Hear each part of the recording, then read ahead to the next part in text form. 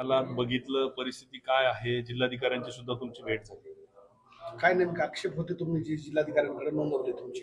हे बघा, माझे महत्वाचे आपले बरेच आक्षेप होते. सर्वात पहिले की एक बाबासाहेबांच्या पुतळ्याची विटंबना आणि त्याच्याहून महत्वाचं संविधानाचा तोडफोड करणं, संविधानाची तोडफोड करणं ही एक खूप गंभीर घटना आहे. आणि या महाराष्ट्रातला किंवा या देशातला कोणताही संविधानप्रेमी नागरिक हे सहजासहजी सहन नाही करून घेणार.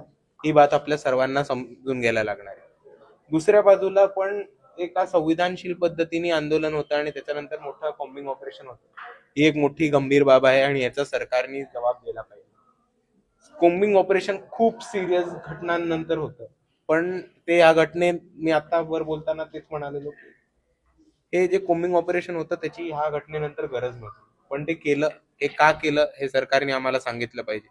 आणि दुसऱ्या बाजूला तुमच्याच माध्यमातून, मीडियाच्याच माध्यमातून मी महाराष्ट्राच्या आणि भारताच्या जनतेसमोर हे एक प्रश्न मांडतो की महाराष्ट्रात किंवा भारतात कितीतरी दंगली होतात, पण कॉम्बिंग ऑपरेशन कुठल्या घटनेनंतर केलं जातं हे आपण सर्वांनी समजून घेतलं पाहिजे.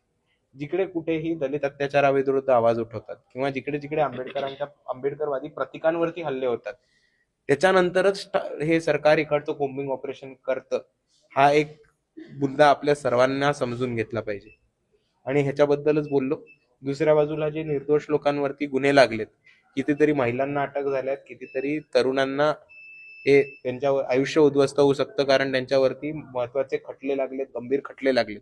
ते मागे घेऊन तमाम निर्दोषांना सोडणं आणि त्यांची सुटका करणं याच्यासाठी आमची भेट घेतली होती.